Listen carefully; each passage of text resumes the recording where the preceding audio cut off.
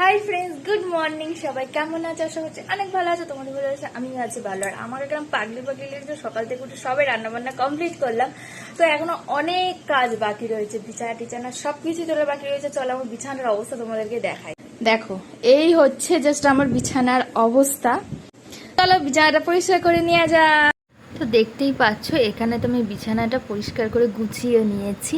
তারপর চলো তোমাদের দেখিয়ে দিই আমি আজকে কি মেনু করেছিলাম। রান্নাটা সিম্পলি করেছি, কিছু করিনি। সে গরমও পড়েছিল, দেখতেই পাচ্ছ এখানে গরম ধোয়াটা ভাত। আর করেছিলাম আলু উচ্ছে কুমড়ো দিয়ে হালকা করে একটু ভাজা ভাজা মতন। আর আর বাবুর জন্য করেছিলাম এখানে শোল মাছের হালকা করে ঢেঁড়স দিয়ে আলু দিয়ে পাতলা করে ঝোল।